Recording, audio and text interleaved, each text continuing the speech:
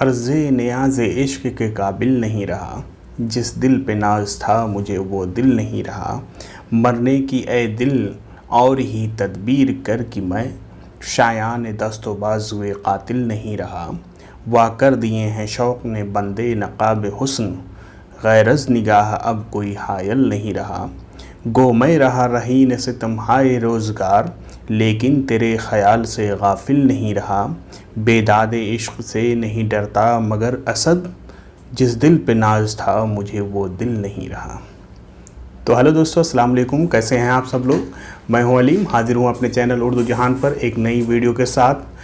दोस्तों, आज की इस वीडियो में हम बात करने जा रहे हैं आगा हशर काश्मीरी और यहूदी की लड़की। उनका ड्रामा जो UGC नेट JRF के सिलेबस में शामिल भी है और उनका बहुत ही अहम ड्रामा है, उसके बारे में भी हम गुफ्तगू करेंगे। उसकी कहानी के बारे में, उसके किरदार के बारे में, उसकी फ़नी खुसूसियत के बारे में और उसके असल माखज़ के बारे में। तो बने रहिए हमारे साथ वीडियो के एंड तक। दोस्तों, हमारे चैनल को सब्सक्राइब करें, लाइक करें, शेयर करें और कमेंट करके ज़रूर बताएं, क्योंकि हम UGC नेट JRF की तमाम सिलेबस को अपने इसी एक मुनफरिद अंदाज में या लेक्चर में उसको कवर करने की कोशिश कर रहे हैं।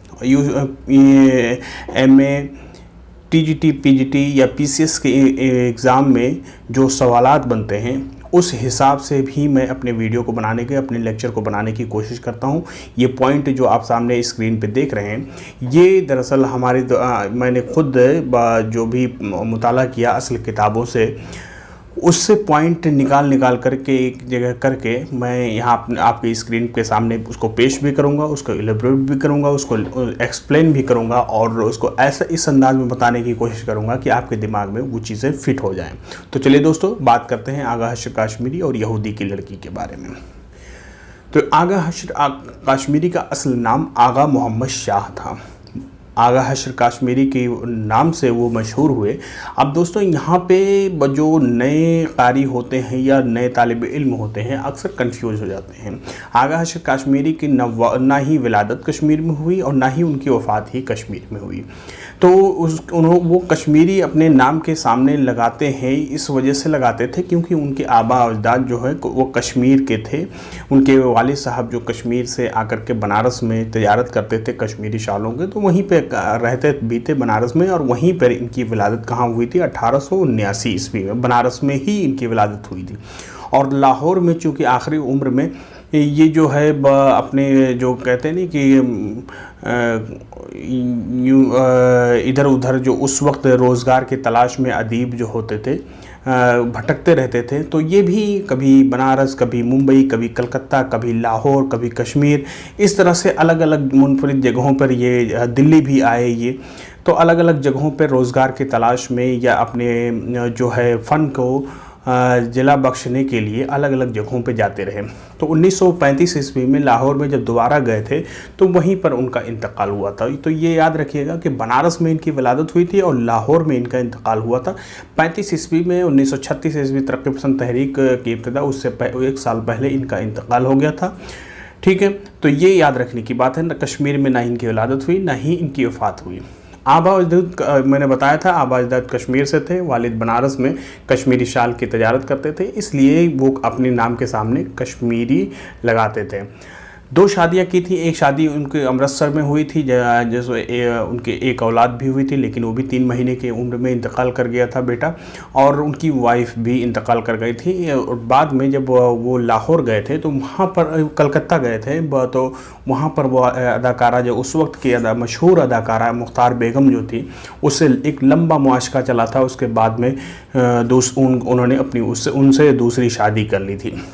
मुंबई में ये बनारस से पहली बार भाग करके मुंबई गए थे और वहाँ पे चूँकि इनको ड्रामे से दिलचस्पी थी, अपने वालिद के बिजनेस में इनका कोई दिलचस्पी इनकी नहीं थी। बनारस से ये मुंबई भाग करके चले गए थे अपने जो तस्कीन के लिए, तस्कीन कल्ब के लिए, यानी ड्रामे से जो दिलचस्पी थी वो ड्रामे की फील्ड में जाना चाहते थे। और मुंबई चूँकि उस वक्त मराठी ड्रामे या उर्दू ड्रामे का आमाजगाह था और पारसी थिएटर की शोहरत थी, तो वहाँ पर वो चले गए थे। थे। और काउस जी खटाऊ जो पारसी ही थे, उनकी कंपनी थी अल्फ्रेड थिएट्रिकल में, उन्होंने मुलाजमत कर ली थी। बाद में इसी नाम से उन्होंने न्यू अल्फ्रेड कंपनी जो बनाई थी हैदराबाद में, उन्होंने इसी ड्रामे के लिए बनाई थी। इससे एक बार सवाल भी आया था कि न्यू अल्फ्रेड, ये मतलब आगा हशर काश्मीरी ने अपनी कंपनी का नाम कौन से नाम से अपनी कंपनी खोली थी। ठीक है, तो मुंबई से फिर पूना भी गए थे, वहाँ पे राइजिंग स्टार कंपनी में उन्होंने मुलाजमत की थी। मुंबई पूना वो गए। उसके बाद में 1913 ईस्वी में वो फाइनली लाहौर चले आए थे। और वहाँ पर उस वक्त चूँकि अंजुमन हिमायत इस्लाम का बोलबाला था, अंजुमन हिमायत इस्लाम में शिरकत किया। और चूँकि आगा हशर काश्मीरी दोस्तों बहुत कम तालिब इल्म ऐसे जानते होंगे जो उनका ख़ास अगर मुताला आप करें तो उनके बाकायदा वो बहुत बड़े शायर थे। शायरी में भी उनकी वैसे ही मतलब ज़बरदस्त गिरफ्त थी जिस तरह से ड्रामा, उनके ड्रामे में ये बेपनाह सलाहियत वो रखते थे। तो शायरी वहाँ करते थे। अंजुमन हिमायत इस्लाम में अपनी बहुत सारी नज़में सुनाई थी। उनकी जो मशहूर नज़्म है शुक्रिया यूरोप, वो नज़्म उन्होंने वहीं पे सुनाई थी। और अल्लामा इकबाल जैसे लोगों से उनकी सोहबत हुई थी और बहुत सारे लोगों से उनकी वहीं पे मुलाकात हुई थी। उसके बाद लाहौर से ये कलकत्ता में वापस आए। कलकत्ता में चूँकि उस वक्त कलकत्ता भी ये ड्रामों के लिए बहुत ज़्यादा शोहरत रखता था, वहाँ मेडन थिएटर था, वहाँ उससे मुंसलिक हुए थे। 1924 ईस्वी में बनारस वापस आए अपने वालिद के मकान में। और वहाँ पर उन्होंने एक कंपनी बनाई थी अपनी, फिर से ड्रामे की कंपनी बनाई थी। और महाराजा चरखारी जो थे उस वक्त वहाँ बनारस आए हुए थे। जब उनको ड्रामा उन्होंने देखा और तो उन्होंने 50,000 में उसकी कंपनी ख़रीद ली थी और उसको अपने साथ चरखारी लेके गए थे। फिर वो चरखारी से उन्होंने महाराजा चरखारी से इजाज़त लेकर के कलकत्ता दोबारा 1928 ईस्वी में वो वापस चले गए थे कलकत्ता। ठीक है, वहाँ पे न्यू थिएटर में मुलाजमत अख्तियार की थी। 1934 ईस्वी में फाइनली वो लाहौर वापस आए और वहीं पर अपनी फ़िल्म कंपनी जो है हश्र प्रोडक्शन कंपनी, जो हश्र पिक्चर्स के नाम से उन्होंने कायम की थी। और फिल्म भीष्म जो है उन्होंने वहाँ पे बनाई थी। और वहीं पर इनका इंतकाल 1935 ईस्वी में हो गया था। तो ये आगा हशर काश्मीरी के हयात का एक मुख्तसरन जायज़ा है दोस्तों। इससे ज़्यादा भी आप पढ़ सकते हैं, बहुत सारी किताबें हैं आगा हशर काश्मीरी के ऊपर। डिस्क्रिप्शन में मैं उनके नाम दे दूँगा, उसको आप वहाँ जाकर के मुताला कर सकते हैं। अब उनके कारनामों पे अगर हम नज़र डालें तो आगा हशर काश्मीरी के ड्रामा चूँकि बहुत ज़्यादा अहमियत के हामिल हैं। तो आगा हशर काश्मीरी की कुल्लियात जो है वो 7 जिल्दों में है, 7 जिल्दों में है। कौमी कौंसिल बराए वो उर्दू ज़बान जो है उसको शाये भी किया है। नक़ाद जो होते हैं, नक़ाद जो हैं वो आगा हशर काश्मीरी के ड्रामों के 5 अदवार उन्होंने फ़िक्स किया है। उन्होंने 5 अदवार में चूँकि बहुत सारे ड्रामों को इन्होंने लिखा, कुछ का तर्जमा किया, कुछ उनके मुतबाज़ात ड्रामे थे, कुछ माखूज़ ड्रामे थे। तो इस तरह से उनके ड्रामों की तादाद बेपनाह है। तो 5-7 जिल्दों में आप समझ सकते हैं, वो भी ज़ख़ीम के एक जिल्द जो है 5-5, 600 सफ़हात पर मुश्तमिल है। तो 7 जिल्दों में उनको उनके ड्रामों के अदवार को 5 अदवार में तकसीम किया गया है, ये याद रखने की बात है। 1899 से लेकर के 1905 ईस्वी जो है ये पहला दौर है। उसके बाद 1906 से लेकर के 1909 दूसरा दौर है। 1910 से लेकर के 1916 ये तीसरा दौर है। और 17 से लेकर 24 तक ये चौथा, और 25 से लेकर के 32 तक ये 5वां दौर है। और ये इनकी यहूदी की लड़की जो है ये ड्रामा ये तीसरे दौर से ताल्लुक़ रखता। और तीसरा दौर जो है इनका ये सबसे ज़्यादा सुनहरा दौर माना जाता है और सबसे मशहूर और बेहतरीन ड्रामे उन्होंने तीसरे दौर में ही लिखे। पहला ड्रामा अक्सर सवाल में आता है, उनका पहला ड्रामा जो है वो आफ्ताब मोहब्बत है। आफ्ताब मोहब्बत 1897 ईस्वी में 18 साल के महज उम्र में उन्होंने लिखा था और सिर्फ 8 दिन में लिखा था। हालांकि ये ड्रामा कहीं भी स्टेज नहीं किया गया, लेकिन फिर भी अव्वलियत का दर्जा रखती है और आगा हशर काश्मीरी के फ़न के मुताले में सबसे पहले नंबर पे इसका नाम आता है। इनके अगर मशहूर ड्रामे में देखा जाए तो कई सारे ड्रामे हैं, बहुत सारे ड्रामे हैं। और एक मुतादिद जगहों पे कन्फ्यूजन ये होता है कि इनके एक ही ड्रामे को कई नाम से भी जाना जाता है, क्योंकि उस वक्त कंपनियां अलग अलग हुआ करती थी। तो वो क्या करती थी, ड्रामे को ख़रीद लेती थी और चूँकि यहाँ पे स्टेज हो चुका होता है तो वह नाम बदल करके अक्सर वो दूसरे उसी ड्रामे को सेम दूसरे नाम से वो वहाँ पे स्टेज करती थी, और बाज़ जगहों बाज़ औकात में तो शाया भी होता था दूसरे नाम पे। तो इनके मशहूर ड्रामे अगर देखा जाए तो मुरीद शक बहुत मशहूर ड्रामा, मारे आस्तीन, असीरे हिर्स, शहीद नाज, सिल्वर किंग बहुत मशहूर ड्रामा, यहूदी की लड़की जो हमारे सिलेबस में है, तुर्की हूर, रुस्तम सोहराब, शीरी फरहाद वगैरह बहुत सारे ऐसे ड्रामे हैं। आप उनके तनकीद की किताबों में ही जा कर के इनके जो हयात और कारनामे हैं वहाँ पे पढ़ सकते हैं। अब बात करते हैं ड्रामा यहूदी की लड़की पे। ड्रामा यहूदी की लड़की दरअसल जो है ये चूँकि इनकी जो है आगा हशर काश्मीरी के ड्रामों में कश्मकश बहुत ज़्यादा है, और इस तरह से तबक़ात की कश्मकश है। और उन्होंने दरअसल एक अक्सर सारे ड्रामों में जिस तरह से आजकल की फ़िल्मों में है कि अच्छाई और बुराई के दरमियान कश्मकश है, और आखिर में अच्छाई की जीत उन्होंने अपने अक्सर ड्रामों में दिखाया है, और एक खुशगवार लम्हे पे उसका इख्तिताम भी दिखाया है। अक्सर ड्रामों की इनकी खुसूसियत यही है।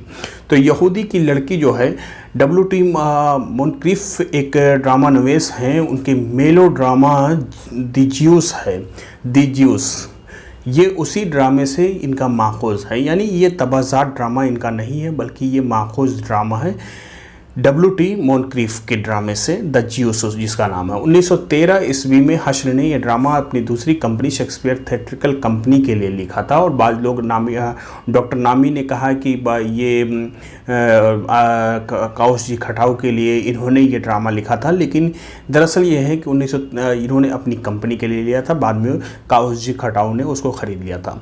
3 एक्ट और 18 सीन पर है ये मुश्तमिल ड्रामा है। पहले एक्ट में 8 है, दूसरे में 7 है, और तीसरे में 3 है।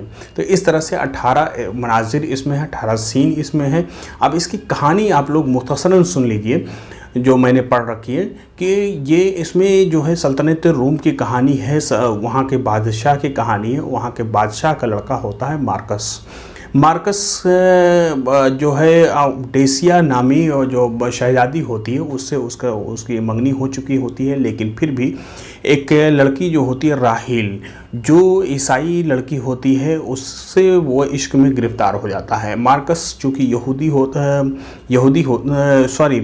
राहिल जो होती है वो यहूदी होती है। मार्कस चूँकि ईसाई बादशाह का बेटा होता है और ईसाई मज़हब से ताल्लुक़ रखता है, राहिल से वो अपनी मंगेतर को छोड़ कर के इश्क में गिरफ्तार हो जाता है। राहिल को एक दिन पता चलता है कि मार्कस जो है ये यहूदी नहीं बल्कि ईसाई है, तो उसको काफ़ी अफसोस होता है, और उससे जब अपने इस बात का इजहार करती है तो मार्कस उसको अपने साथ भाग जाने के लिए कहता है, और उसको कोई दिक्कत नहीं वो ये बोल करके अपने साथ चलने के लिए कहता है।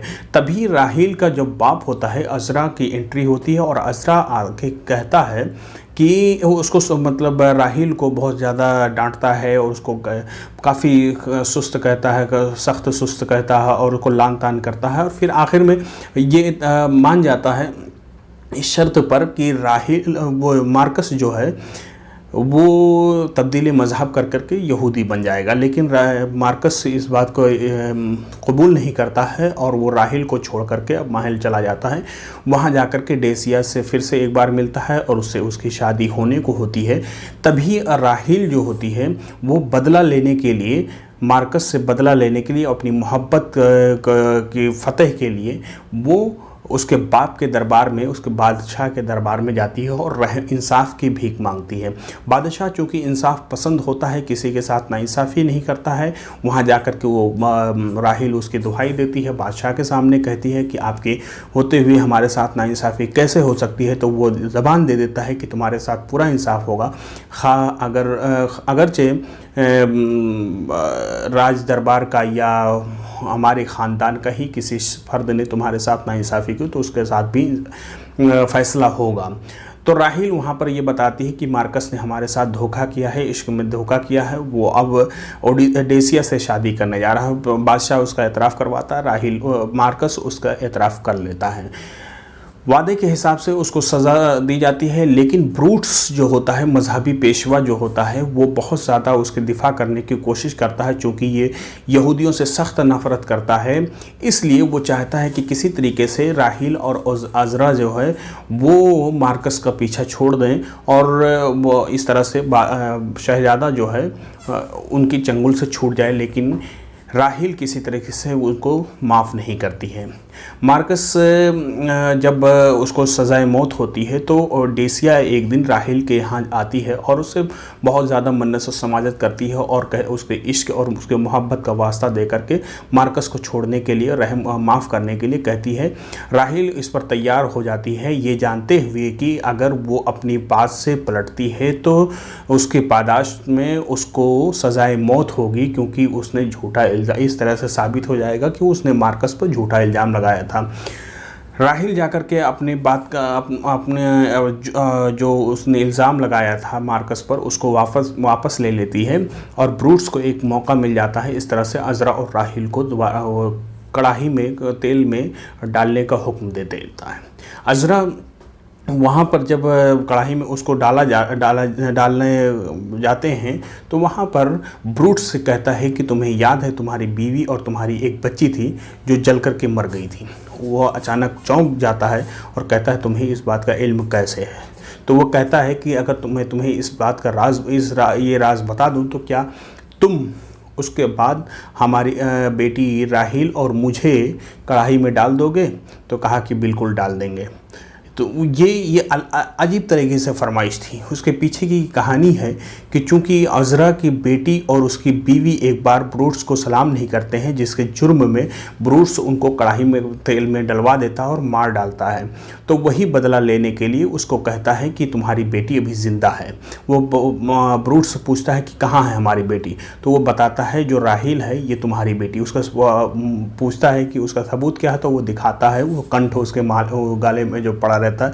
कहता यही तुम्हारी बेटी है। जब आग लगी थी तुम्हारे घर में तो मैं कूद करके तुम्हारी बेटी को बचा लाया था और उसको पाल करके मैंने बड़ा किया था, यही है तुम्हारी बेटी। अब तुम वादे के मुताबिक हम दोनों को तेल में डाल दो।